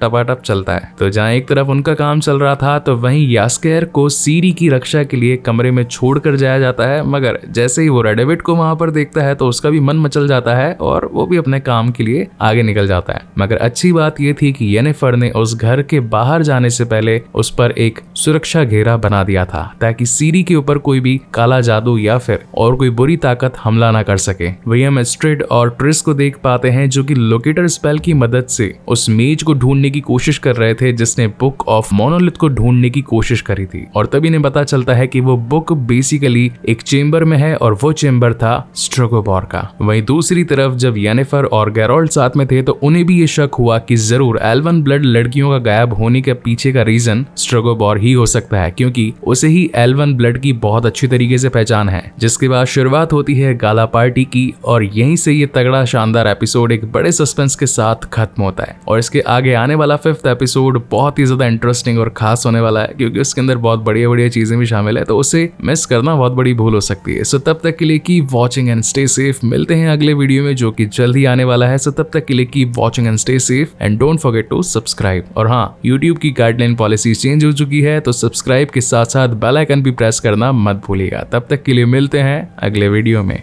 Yes, so hello everyone, Hitesh here and today we're gonna talk about the latest released web series called The Witcher और आज हम इसके season 3rd and episode 5th के बारे में बात करने जा रहे हैं। एंड आई होप कि आपने इसके पहले एक्सप्लेन किए हुए सारे एपिसोड्स देख लिए होंगे और अगर नहीं देखे होंगे तो एज यूजुअल उन वीडियोस का लिंक आपको इस वीडियो के डिस्क्रिप्शन बॉक्स में मिल जाएगा। इस एपिसोड के शुरू होने से पहले ही एक छोटी सी वार्निंग दे देता हूँ, ये बच्चों के लिए नहीं है क्योंकि ये वाला एपिसोड थोड़ा सा एडल्ट है, क्योंकि मैंने इसके लास्ट एपिसोड में ही कह दिया था कि आगे आने वाला एपिसोड थोड़ा सा रंगीन होने वाला है। तो अगर जो भी छोड़कर जाना चाहे तो जा सकते हैं, बाकी अगर आपकी मर्जी, if you want to continue so let's begin the story line. इस वक्त एरिटूजा में चल रहा है कॉन्क्लेव, यानी कि नॉर्दर्न किंग्स आ चुके हैं सभी के सभी मेजर्स के बुलाने पर और मीटिंग का मुद्दा है कि आखिर एम्परर एमिर यानी कि डूनी को कैसे हराया जाए, जो कि निल्फ गार्डियन एक मतलब किंग है ऑलरेडी, जिसके पास बहुत ज्यादा बड़ी सेना है और वो जंग के लिए तैयार है। मगर इस पूरे कॉन्क्लेव को हर किसी पर्सन के पर्सपेक्टिव से अलग अलग तरीके से अलग अलग बार रिपीटेशन में दिखाया जाता है। अब जैसा कि कहा था कि एपिसोड थोड़ा रंगीन होने वाला है, तो एक बार तो सीधा पार्टी खत्म होने के बाद वाला सीन आता है जहां पर हम येनिफर और गैरोल्ड को देख पाते हैं जो कि एक ही बेड पर क्वालिटी टाइम स्पेंड कर रहे थे। अब यहाँ से कहानी के पर्सपेक्टिव हर किसी से अलग अलग होना शुरू हो जाते हैं, यानी कि गैरोल्ड ने आकर उस पार्टी में किसकी तरफ से क्या देखकर क्या ऑब्जर्व किया और फिर हर किसी के लिए अपना ओपिनियन क्या बनाया। As it is same goes with Yennefer, Stregobor, Tissaia de Vries और बाकी की कुछ मेजर्स, यानी कि हर किसी को उस पार्टी में एक दूसरे को देखने का पर्सपेक्टिव अलग था। पॉइंट सारे सेम ही थे मगर हर किसी के देखने का नजरिया अलग अलग था। तो इसका कंक्लूजन ये है कि बेड वाला जो सीन है, यानी कि जहां पर ये येनिफर और गैरोल्ड आपस में एक दूसरे से चिपके पड़े हैं, वो ऑलमोस्ट 5 से 6 बार दिखाया जाता है। तो इन सारे ट्विस्ट एंड टर्न्स को साइड में रख के मेन पॉइंट की ओर चलते हैं जहां पर अगेन कहानी फ्लैशबैक में आती है, यानी कि ये लोग आ चुके होते हैं पार्टी में, गाला पार्टी चल रही होती है और यहाँ पर एस्ट्रिड, ट्रेस और गैरोल्ड का मेन मकसद ये था कैसे भी करके स्ट्रेगोबोर को अपनी बातों में फंसा कर रखें, उसे उलझाकर उसका टाइम वेस्ट करें और पीछे से येनिफर अपने मैजिक पावर्स का यूज करके उस बुक ऑफ मोनोलिथ को ढूंढ ले। और प्लानिंग बड़ी अच्छी थी तो कामयाब तो होना ही है। तो यहाँ पर येनिफर पहुंच जाती है सीधा स्ट्रेगोबोर के ऑफिस में और जैसा इनका मानना था कि इसके पीछे स्ट्रेगोबोर का हाथ ही था, तो यहाँ पर इन्हें ढेर सारे सबूत मिलते हैं जिनके अंदर बुक ऑफ मोनोलिथ भी शामिल थी और उन लड़कियों की लिस्ट भी थी जो कि पार्ट एल्वन थी और धीरे धीरे करके एरिटूजा से गायब हो रही थी। और अब तो पूरा ब्रदरहुड भी यहाँ पर पहुंच चुका था जहाँ पर इन्हें ये तो बात समझ में आ चुकी थी स्ट्रेगोबोर हमारे ही पीठ पीछे कोई डार्क प्लानिंग कर रहा है हम सभी को हराने की और कॉन्टिनेंट पर जीत हासिल करने की। और जब तक कोई फाइनल डिसीजन निकलता तब तक इस बुक की सारी जिम्मेदारी संभला दी जाती है टिसेया को। इस पूरी पड़पंच के खत्म हो जाने के बाद में हर कोई अपने अपने रूम में चला जाता है और अगेन येनिफर और गैरोल्ड का बैड सीन आता है जहां पर अब एक नई प्रॉब्लम गैरोल्ड को पकड़ में आती है। जब एक बार गैरोल्ड की फाइट लीडिया से हुई थी तो लीडिया ने अपने कानों में जो रूबी वाले इयररिंग्स पहन रखे थे वैसे ही सेम रूबी का ब्रेसलेट उसने टिसेया के हाथ में देखा था और टिसेया को जिसने ये ब्रेसलेट दिया था वो था विल्कोफोर्ड। और तभी उसे याद आता है कि जब वो पार्टी के अंदर उस बड़ी सी पेंटिंग को देख रहा था जिसके अंदर एक शिप पानी के अंदर घूम रहा था और झोंके खा रहा था इधर से उधर, उस वक्त विल्कोफोर्ड भी वहीं पर खड़ा था और उस पेंटिंग की बहुत तारीफ कर रहा था। तभी एकदम से येनिफर कहती है कि हाँ, जब मैं वहां से निकल रही थी यानी कि रेडानिया के किंगडम से, तब मेरा भी पोर्टल करप्ट हो चुका था और मैं भी ऐसे ही एक प्लेस पर पहुंची थी जहां पर ढेर सारा पानी था और बहुत तेज हवाएं चल रही थी और लग रहा था कि कुछ बुरा होने ही वाला है। और तभी मेरी मुलाकात तुम्हारे डार्क विजन से हुई और अब जाके इन दोनों को फाइनली रिवील होता है कि जिसने इतने टाइम तक उन पोर्टल्स को करप्ट किया, एल्वन लड़कियों को पकड़ा, उनके ऊपर डार्क मैजिक किया और इसी के साथ एक झूठी साजिश के बदौलत स्ट्रेगोबॉर को ब्रदरहुड के सामने दोषी करार दिया, उसके पीछे का विलन और कोई नहीं बल्कि विल्गोफोर्ड था। जिसके बाद तो गेराल्ट को बहुत ज्यादा गुस्सा आ जाता है और वो सीधा विल्गोफोर्ड से निपटने के लिए पहुंच जाता है। मगर जैसे ही वो उस तक पहुंच पाता उससे पहले ही उसके पीछे गर्दन पर कोई चाकू रख देता है जो कि होता है डीक स्टार। और इसी तगड़े सस्पेंस के साथ ये शानदार एपिसोड यहीं पर खत्म होता है। अब अगर थोड़े से कंक्लूजन की बात करी जाए तो नंबर 1, जहां एक तरफ डीक स्टार ऑलरेडी निल्फ गार्डियंस के खिलाफ है तो वो विल्गोफोर्ड को बचाना क्यों चाहता है, और दूसरा पॉइंट ये कि आखिर टिसेया विल्गोफोर्ड से इतनी ज्यादा अट्रैक्टेड क्यों है, क्या उसका भी एरिटूजा पर राज करने का कोई नया ही मानस है। तो इन सभी सवालों का जवाब पाने के लिए इसका जो वॉल्यूम 2 है जिसके अंदर इसका 6th, 7th and 8th episode है उसका इंतजार आपको करना ही पड़ेगा। लेकिन खुशी की बात यह है कि वो वीडियोस भी मैं जल्दी लाने वाला हूँ। ऑलरेडी 2nd वॉल्यूम भी अपलोड हो चुका था। सो तब तक के लिए keep watching and stay safe. मिलते हैं अगले वीडियो में। Yes, so hello everyone, Hitesh here and today we're gonna talk about the latest released web series called The Witcher season 3rd और आज हम इसके 6th एपिसोड या फिर कह सकते हैं कि विचर 3rd के वॉल्यूम 2nd के बारे में बात करने जा रहे हैं। इसमें इसका 6th, 7th and 8th episode included है, लेकिन जैसा कि पुराने रीति रिवाज ईच एंड एवरी एपिसोड को एक एक करके एक्सप्लेन किया जाएगा, तो आज 6th की बारी है। So now without wasting any time चलिए आते हैं इस कहानी की मेन स्टोरी लाइन की तरफ। रिविया का गेराल्ट जब विल्गोफोर्ड को मारने के लिए आगे बढ़ता है तभी उसका रास्ता डीक स्टार ने रोक लिया था और इसका 5th एपिसोड यहीं पर खत्म हुआ था। अब बेसिकली रीजन ये था कि यहाँ पर डीक स्टार और एरिटूजा के कुछ मेजर्स ने मिलकर पूरा एरिटूजा अपने कब्जे में करने के बारे में सोच लिया था। अब क्योंकि विचर यानी कि गेराल्ट ऑलरेडी बहुत ज्यादा पावरफुल है और अगर वो इनकी तरफ हो जाता है तो ये लोग अपने काम में कामयाब 100% हो सकते हैं। हालांकि डीक स्टार काम तो रेडानियन किंगडम के लिए किया करता था मगर उसे निल्फगार्डियन से बहुत ज्यादा डर था। अगर सेपरेटली उसे पूरा एरिटूजा मिल जाता है तो उसके पास में रेडानियन किंगडम प्लस ब्रदरहुड और एरिटूजा के सभी मेजर्स की ताकत आ जाएगी और वो खुद ही सब पर रूल कर सकता है। मगर विचर को यानी कि गेराल्ट को इससे कोई लेना देना नहीं था और वो डीक स्टार के इस प्लान को नकार देता है। गुस्से में आया डीक स्टार बाकी सभी कैदियों के साथ में गेराल्ट को भी बिठा देता है, वो भी हाथ में हथकड़ियां लगाकर। डीक स्टार के साथ फिलिपा भी थी जो कि खुद भी एक मेज थी और यहाँ पर उसने अपने एक मैजिक बाउंड की वजह से सभी के हाथ पर एक ऐसी हथकड़ी लगा दी थी जो कि कोई नॉर्मल या फिर कोई दूसरा मेज खोल ना सके, जिनमें विल्गोफोर्ड भी शामिल था। दूसरी तरफ हम येनिफर को देख पाते हैं जिसे भी वहां के रेडानियन किंगडम वाले पकड़ने के लिए आने वाले थे, मगर लकीली उसके हाथ गेराल्ट की तलवार लग जाती है और वो अपने आप को बचाकर वहां से निकलने में कामयाब हो जाती है। मगर मुसीबतें यहाँ खत्म होने वाली कहाँ थी और तभी उसका सामना द डार्क मेज लीडिया से हो जाता है। लीडिया येनिफर को एम्परर एमिर के हवाले करना चाहती थी। अब इन दोनों के बीच में ही जबरदस्त फाइट होती है और लीडिया येनिफर पर भारी पड़ने लगती है। ऑलमोस्ट एक मोमेंट तो ऐसा था जब येनिफर मरने ही वाली थी कि तभी उसकी बेस्ट फ्रेंड ट्रिस वहां पर पहुंच जाती है और लीडिया को जान से मार देती है। यहाँ सीन शिफ्ट होता है रेडाविड पर जिसने कि एक रात पहले यास्केर को मजे दिलाए थे, लेकिन आज सुबह वो उसे डिच करके सीरी को एम्परर एमिर के हवाले करने वाला था और वो उसकी आंख खुलने से पहले वहां से सीरी को पकड़ने के लिए जाता,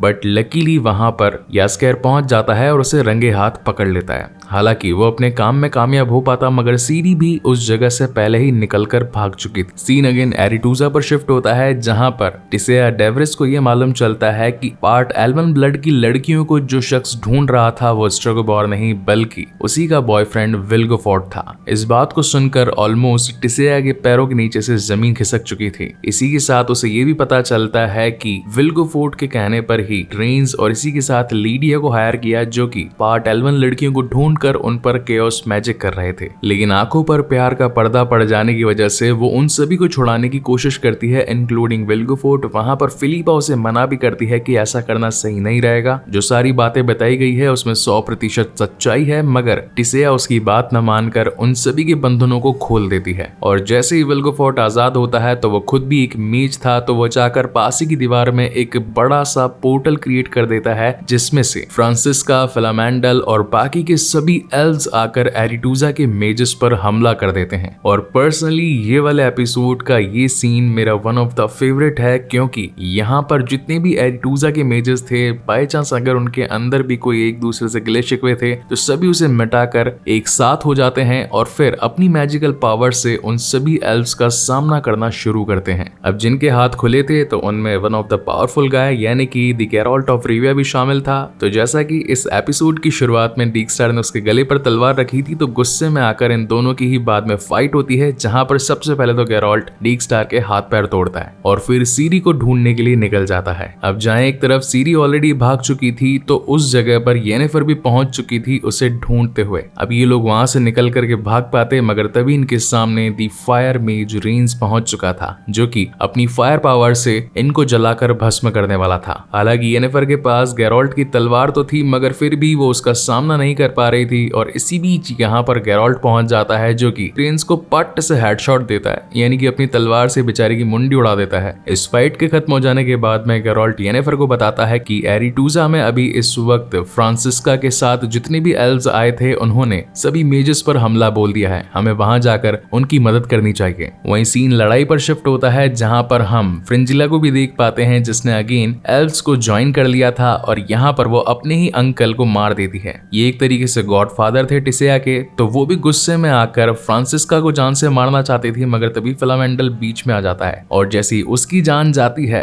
तो फ्रांसिस्का थैनोस बनकर सभी का खात्मा करना शुरू कर देती है। ऐसा लग रहा हो उसके अंदर 6 एवेंजर्स की पावर आ चुकी थी। इस चलती लड़ाई के बीच में फिलिपा मौका पाते ही डीक्स्टार को वहां से बाहर ले जाती है। अब ये जो पूरी लड़ाई शुरू हुई थी इसका रीजन भी टिसेया ही थी, क्योंकि अगर वो इन सभी के हाथ ना खोलती तो आज इतना बड़ा झगड़ा ना होता और इतने सारे लोग मारे ना जाते। एक मोमेंट आ चुका था जहां पर ये सभी हारने वाले थे, तो उसने एक थंडर स्पेल का यूज किया ताकि बड़ी बिजली का झटका इन सभी दुश्मनों को लगे। वहीं दूर से येनिफर, गेराल्ट और सीरी ये सब कुछ देख रहे थे कि मेजेस और एल्व्स की लड़ाई में बहुत सारा नुकसान होने वाला है और अब हमें भी जाकर उनकी मदद करनी होगी। जहां एक तरफ गेराल्ट सीरी की सेफ्टी के लिए उसके साथ रुकता है, वहीं येनिफर एरिटूजा भागती है, लेकिन जैसे वो निकलती है यहाँ पर कहर पहुंच जाता है। हालांकि कहर कोई बहुत बड़ा मेज या फिर कोई क्रीचर नहीं था, इसलिए उससे लड़ने के लिए गेराल्ट की जगह सिर्फ सीरी आगे बढ़ती है और उसे जान से मारने वाली होती है, जिस पर कहर कहता है कि मैं यहाँ पर तुमसे लड़ने के लिए नहीं आया, बल्कि तुमसे माफी मांगने के लिए आया हूँ। मुझसे गलती हुई कि मैंने एम्परर के कहने पर सिंट्रा पर हमला कर दिया और आज इतनी बड़ी मुसीबत आ चुकी है। हर तरफ बस लोगों की जाने ही जा रही है। इनफैक्ट कहर की ही वजह से स्टार्टिंग में सीरी यानी कि सिरिला की ग्रैंडमदर, उसका ऑफिशियल मेज, वो भी जान से मारे गए थे। तो अब सीरी कहर को मार करके अपना बदला पूरा कर सकती थी, लेकिन ये बदला पूरा हो पाता इसी बीच यहाँ पर बाकी एल्व्स पहुंच जाते हैं। तो वहां पर कहर कहता है कि तुम अपनी जान बचाकर यहाँ से भागो, इन सभी को मैं देख लूंगा। तो फटाफट से गेराल्ट सीरी को लेकर इस आइलैंड से बाहर निकलता है ताकि एल्व से बचा जा सके, क्योंकि वो तादाद में बहुत ही ज्यादा थे। यहाँ येनिफर एरिटूजा पहुंच चुकी थी, मगर फ्रांसिस्का के गुस्से के आगे वो भी नहीं टिक पा रही थी और एट द एंड अपने ही लोगों को खत्म होता देख स्ट्रेगोबॉर गुस्से में आ जाता है और finally the forbidden fire power का यूज करता है। अगर आपको याद होगा तो सीजन 1 की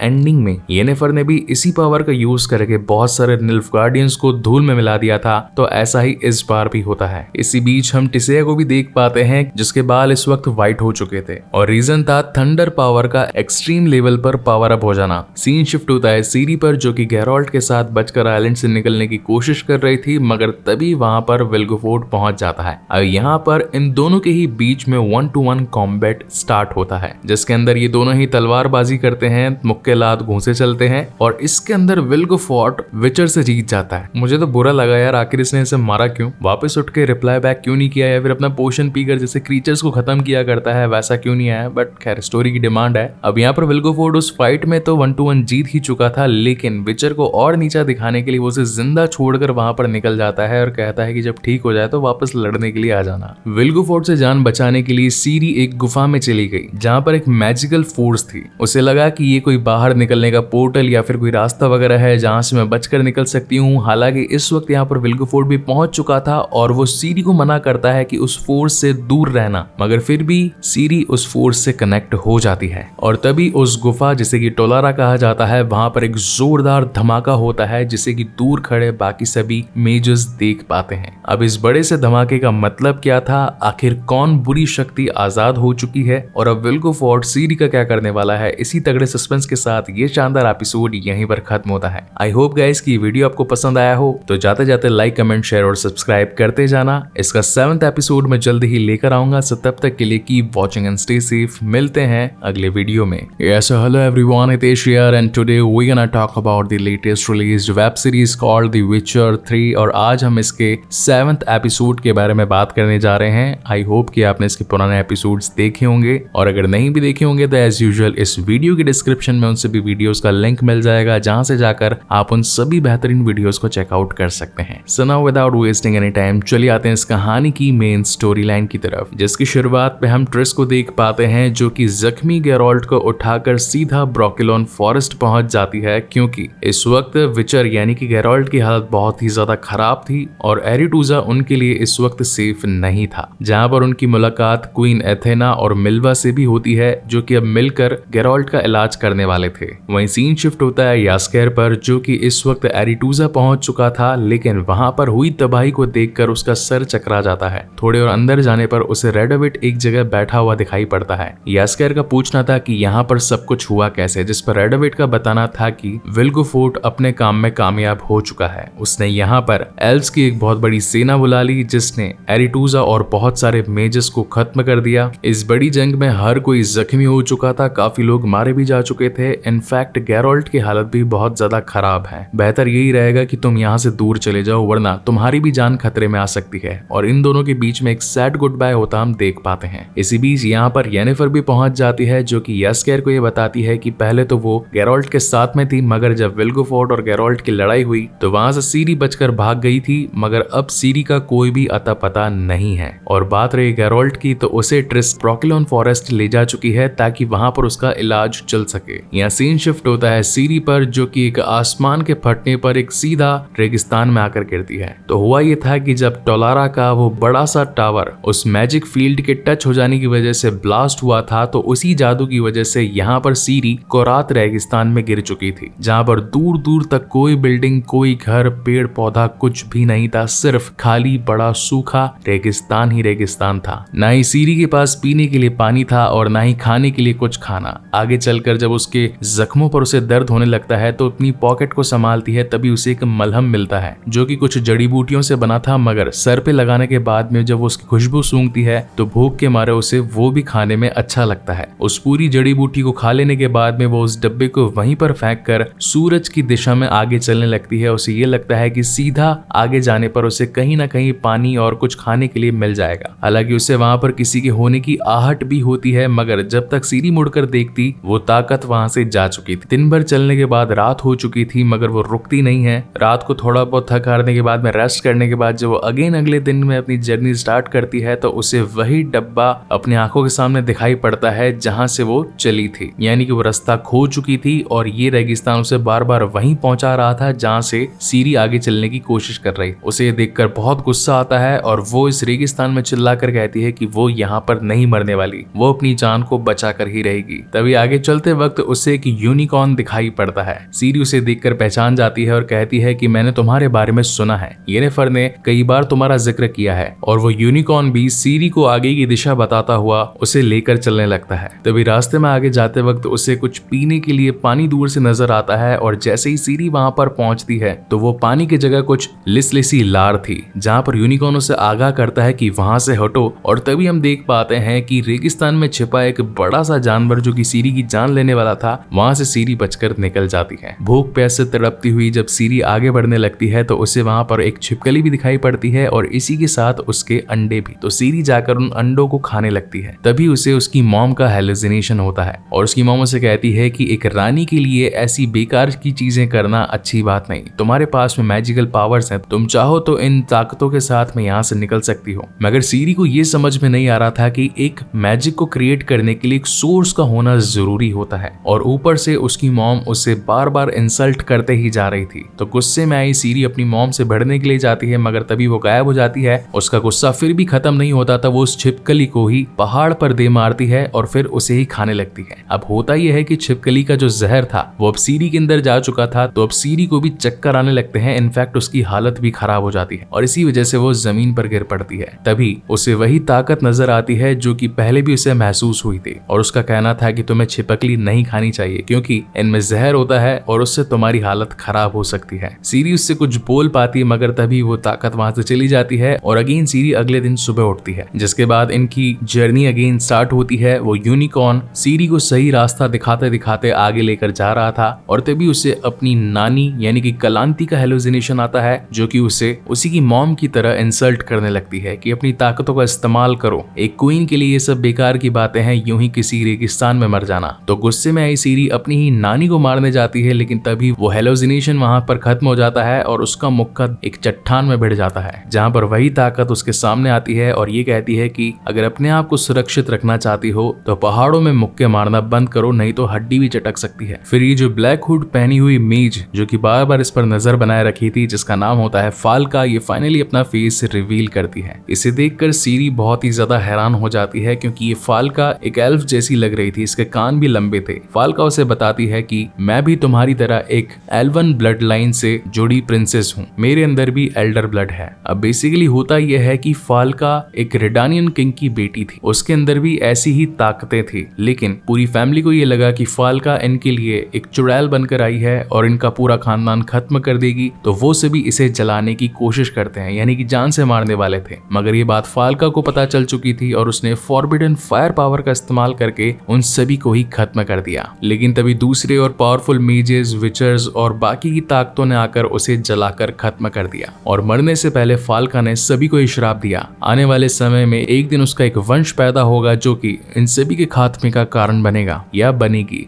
यानी कि मतलब ऑलमोस्ट सीरी के बारे में बातचीत हो रही है। तो यहाँ पर सारी कड़ियां जुड़ते हुए नजर आती है, यानी कि लारा डोरेन की, फाल्का की और सीरी की, मतलब ऑलमोस्ट इन सभी की ब्लड लाइन एक ही है। मगर सीरी उसे इग्नोर करके अपने यूनिकॉर्न के साथ में रेगिस्तान से बाहर निकलने का रास्ता खोजने लगती है। इसी बीच एक बड़े से केकड़े का इनके ऊपर हमला हो जाता है जो कि इन्हें जान से मारने वाला था। हालांकि यूनिकॉर्न उसका सामना करने की कोशिश करता है मगर उसके सामने टिक नहीं पाता और जख्मी हो जाता है। गुस्से में आई सीरी अपनी पावर्स का इस्तेमाल करके उसे दूर फेंकती है और फिर उसी के ही शरीर का एक पत्थर तोड़कर उसी के सर पर दे मारती है और उसे खत्म कर देती है। मगर जब तक अपने यूनिकॉर्न के पास पहुंचती है उसे ये पता चलता है कि वो तो बहुत ही ज्यादा जख्मी है और जो उस केकड़े का जहर था उस घोड़े में फैलता ही जा रहा था। तभी फाल्का वहां पर पहुंचती है और कहती है कि इस वक्त तुम्हें अपने मैजिक का इस्तेमाल करना चाहिए। वहां पर उसने आग जलाकर रखी थी, तो सीरी कहती है कि मुझे येनिफर ने मना किया था कि कभी फायर मैजिक का इस्तेमाल मत करना क्योंकि वो सीधा डार्क मैजिक से कनेक्ट हो जाता है और इसलिए मैं उसका इस्तेमाल नहीं करना चाहती। लेकिन अब जब पुराने हेलुसिनेशन थे, इसी के साथ फाल्का की जो बातें थी, उसी वजह से सीरी का माइंड वॉश हो जाता है और वो फायर मैजिक का इस्तेमाल कर लेती है, यानी कि इसे फॉरबिडन फायर मैजिक भी कह सकते हैं, और उससे वो अपने यूनिकॉर्न को सही तो कर लेती है। मगर थोड़े टाइम बाद जैसे ही वो यूनिकॉर्न उठ खड़ा होता है तो सीरी के जलते हाथ को देखकर डर जाता है और उसे लगता है कि ये कोई बुरी जादूगरनी है, इसलिए वो भी वहां से भाग जाता है। सीरी उसे रोकने की कोशिश करती है मगर तब तक वो यूनिकॉर्न वहां से जा चुका था, जिस पर फाल्का का कहना था कि हमेशा ऐसा ही होता है, तुम्हारे अंदर की पावर को जब लोग समझ नहीं पाते तो तुमसे दूर भागते हैं या फिर तुम्हें खत्म करने की कोशिश करते हैं। अब वक्त आ चला है उन सभी लिमिट्स को खत्म कर देने का और अपनी पावर्स को फुल पोटेंशियल तक यूज करने का। और फाल्का उसे उसकी पूरी फायर पावर्स उसके अंदर समा डालने के लिए अपनी मैजिक ट्रिक्स का इस्तेमाल करना शुरू करती है। लेकिन यहाँ पर सीरी को अपने आसपास के जितने भी करीबी थे उन सब की डेड बॉडीज नजर आती है। ऐसा हेलुसिनेशन होता है कि इन पावर्स के बाद में वो सभी को ही खत्म कर देगी और सीरी इस बात को जान चुकी थी कि हमेशा जरूरत से ज्यादा ताकत मुसीबतों को साथ लेकर आती है। अब जैसा है कि इसके सीजन 1 में येनिफर ने अपनी पूरी पावर्स को त्याग दिया था ताकि एक मुसीबत से निकल सके, तो सेम ऐसा ही सीरी भी करती है और अपनी सारी पावर्स को त्याग देती है और तभी बेहोश होकर गिर पड़ती है। जिसके बाद अगले दिन वहां पर उसी रेगिस्तान के यानी कि कोरात रेगिस्तान के कुछ लोग आते हैं और कहते हैं कि ये तो वही लड़की है जिसे कि एम्परर एमिर ढूंढ रहे हैं, चलो इसे ले चलते हैं। जिसके बाद सीन शिफ्ट होता है ब्रोकलिन फॉरेस्ट में और यहाँ पर यास्केर मिलने के लिए आया था गेराल्ट से और उसे आकर बताता है कि उड़ती उड़ती खबर आई है कि निल्फगार्डियंस एक बड़े जश्न करने वाले हैं और उनके लिए बड़ा जश्न यही हो सकता है कि सीरी उन्हें मिल चुकी है। और इसी तगड़े सस्पेंस के साथ ये बेहतरीन एपिसोड यहीं पर खत्म होता है। इसका आगे आने वाला 8th एपिसोड और भी ज्यादा दमदार और शानदार होने वाला है। सो तब तक के लिए keep watching and stay safe. मिलते हैं अगले वीडियो में।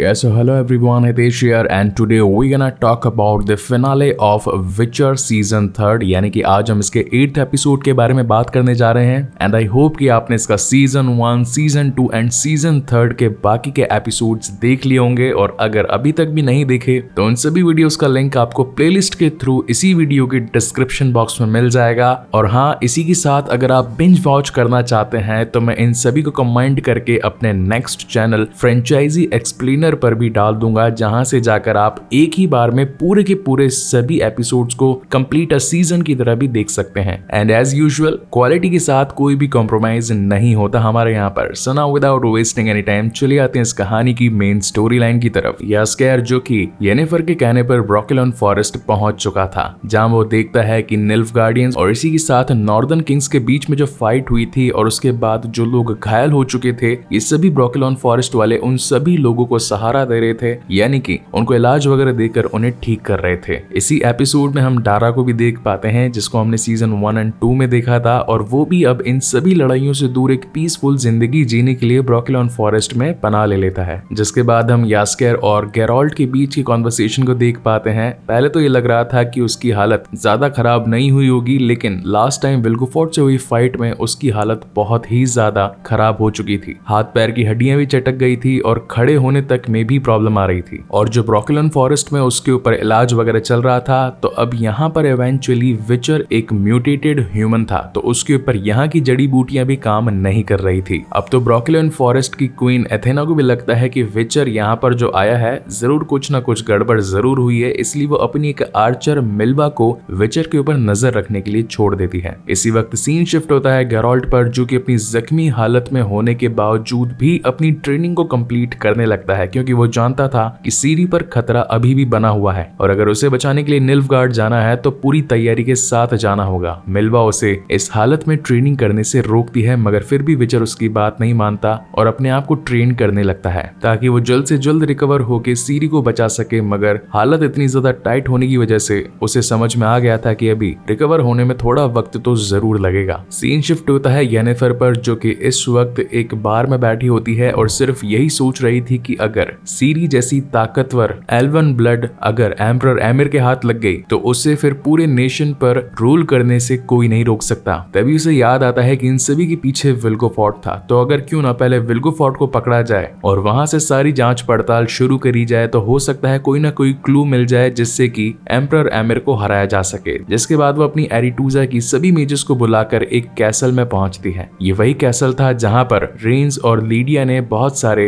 एल्वन ब्लड वाली लड़कियों पर एक्सपेरिमेंट्स किए थे। हालांकि इनके हाथ कोई क्लू तो नहीं लगता, लेकिन वहां पर जितनी भी लड़कियां मरी पड़ी थी, तो वहां पर ये सभी मेजर्स मिलकर उन्हें भगवान से प्रार्थना करके दफनाना शुरू करते हैं। सीन शिफ्ट होता है एम्परर एमिर यानी कि डूनी पर। इस वक्त फ्रिंजिला और फ्रांसिस्का दोनों ही उसके पास आए थे और इनके बीच में एक डील होती है कि अगर हम तुम्हारा साथ देंगे इस पूरी फाइट में, तो आगे चलकर हम तीनों ही इस नेशन पर राज करेंगे। अब बेसिकली होता यह है कि हर किंग के पास उसका एक मेज होता है, तो अगर लकीली फ्रिंजिला वो बन जाती है तो उसकी भी चांदी ही चांदी, और एल्व्स की तरफ से अगर फ्रांसिस्का जैसे कि अब एमिर का सपोर्ट भी मिल जाता है, तो वो भी एक तरीके से अपने नेशन अपने लोगों में सबसे बड़ी बन जाती। अब डील ये थी कि फ्रिंजिला अपना मैजिक पावर इनको देगी, इसी के साथ फ्रांसिस्का अपनी फौज इन्हें देगी, बदले में एमिर फ्रिंजिला को अपना मेज बना लेता और वहीं फ्रांसिस्का को उसके लोगों के रहने के लिए अच्छा घर परिवार और खाना पीने की भी सुविधा दे देता। हालांकि यहाँ पर फ्रिंजिला की सारी बातें तो मान ली जाती है, मगर फ्रांसिस्का की बातें मानने में अभी थोड़ा वक्त लगने वाला था। सीन शिफ्ट होता है टिसेया डेवरिस पर, जो कि ऑलरेडी एक बड़े हादसे से गुजर चुकी थी, यानी कि लास्ट वाले एपिसोड में उसने जो थंडर पावर का इस्तेमाल किया था उसकी वजह से अब उसकी हालत भी बहुत ज्यादा खराब हो चुकी थी। और अब टिसेया येनिफर से कहती है कि वो आगे चलकर होने वाली फाइट्स को लीड नहीं कर पाएगी, यानी कि अब जो करना है वो येनिफर को ही करना होगा। इस पूरी कॉन्वर्सेशन से येनिफर को तकलीफ तो होती है, लेकिन अब अपने सीनियर का कहना तो मानना पड़ेगा। वहीं रात को डिप्रेशन में आकर टिसेया डेवरिस अपना एक लास्ट खत लिखती है और फिर अपनी ही जान ले लेती है। और जब येनिफर वहां पर पहुंचती है तो उसे टिसेया की लाश मिलती है। ये सब कुछ देखकर वह सहन नहीं कर पाती और फटाफट से अपने टेलीपोर्ट मैजिक का इस्तेमाल करके विचर के पास यानी कि गेराल्ट के पास पहुंच जाती है। उसका कहना था कि टिसेया अब खुद को खत्म कर चुकी है, बड़ी जंग का आगाज होने वाला है, हमें जितना जल्दी हो सके सीरी को बचाना ही होगा। तो यहाँ गेराल्ट के कहने पर येनिफर ने अपनी मैजिक पावर से उसे ठीक कर दिया।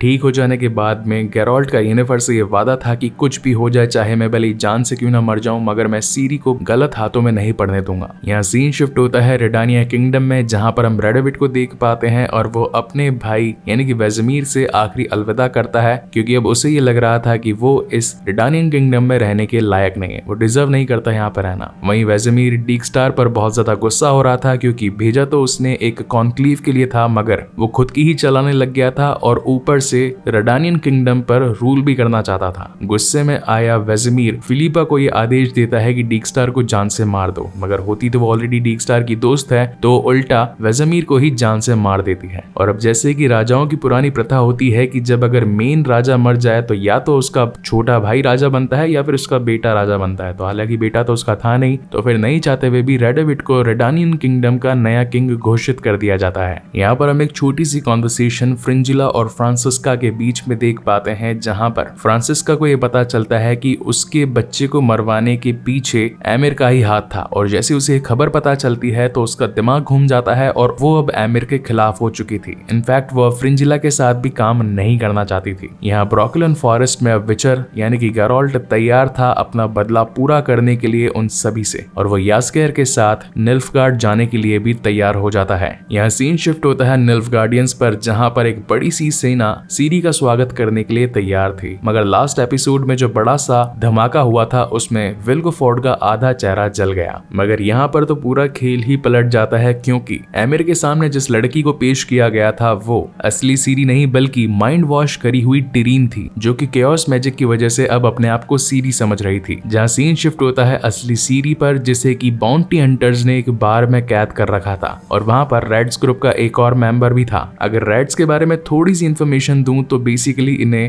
रॉबिन हुड भी कहा जा सकता है, यानी कि अमीरों से चुराओ और गरीबों में बांट दो। तभी हम देखते हैं कि रेड्स ग्रुप के बीच में और उन बाउंटी हंटर्स में बड़ी फाइट हो जाती है, जहां पर सीरी को बचाने के लिए ये सभी अपनी अपनी कोशिश करते हैं। जहां पर बाउंटी हंटर कहते हैं कि अगर छुड़वाना है तो क्यों ना 1-to-1 फाइट हो जाए, जिसके बाद सीरी को तलवार उठानी पड़ती है और अपनी फाइटिंग स्किल्स को दिखाते हुए वो उनमें से एक को जान से मार देती है। और ये था सीरी का फर्स्ट मर्डर, मतलब ह्यूमन मर्डर कह सकते हैं, बाकी क्रीचर्स को तो वो पेलती रहती है। सीन शिफ्ट होता है गैरोल्ट पर, जो कि यास्केर के साथ निकल चुका था सीरी को ढूंढने के लिए। बीच रास्ते में उसे निल्फगार्डियंस रोक लेते हैं। अब वो झगड़ा नहीं करना चाहता था, किसी को भी जान से मारना नहीं चाहता था। तो अगर आपने इसके फर्स्ट सीजन के फर्स्ट एपिसोड में गैराल्ट को देखा होगा तो वो रेनफ्री द्वारा दिया गया एक छोटा सा ब्रॉच इन्हें रिश्वत के रूप में देकर जाने लगता है, मगर वो गार्ड गांव के लोगों पर ही अत्याचार कर रहे थे और ये बात गैरोल्ट से बर्दाश्त नहीं होती। यास्केर उसे रोकने की कोशिश भी करता है, मगर अब तो गैरोल्ट का दिमाग खराब हो चुका था और वो अपनी तलवार लेकर उन सभी पर भारी पड़ता है। इसी बीच उसकी हेल्प करने के लिए मिल्वा भी पहुंच जाती है और अपनी तीरंदाजी का बहुत ही बखूबी नमूना दिखाती है, यानी कि अब ये तीनों ही सीरी को बचाने के लिए तैयार थे। इसी के साथ जाते जाते गैरोल्ट ने उस गार्ड को एम्परर एमिर के लिए एक मैसेज भी छोड़ा कि हम आ रहे हैं सीरी को लेने के लिए, जाकर बता देना अपने राजा को। और एंड में हम सीरी को देख पाते हैं जिसने अब रेड्स ग्रुप ज्वाइन कर लिया था, और उनके नाम पूछे जाने पर वो अपना नाम फाल्का बताती है। और इसी के साथ ये बेहतरीन सीजन और ये एपिसोड भी यहीं पर खत्म होता है। अब इंतजार है तो इसके सीजन 4 का, जहां पर एक बड़ी भयंकर रिडानियन किंगडम, इसी के साथ नॉर्दर्न किंग्स, एरिटूजा के मेजेस और इसी के साथ निल्फगार्डियंस की फाइट देखने को मिलेगी, जहां पर विचर के बाकी ये फ्रेंड्स, आर्चर्स, बहुत सारा केओस मैजिक और डार्क थिंग्स दिखाई जाने वाली है। आई होप गाइस कि ये वीडियो, ये सीजन, इसी के साथ एक्सप्लेनेशन पसंद आया होगा, और अगर पसंद आया हो तो प्लीज जाते जाते इसे लाइक, कमेंट, शेयर और सब्सक्राइब करते जाइएगा। मैं ऐसी ही बेहतरीन सीरीज आप लोगों के लिए लाता रहता हूँ। तब तक के लिए keep watching and stay safe. मिलते हैं अगले वीडियो में।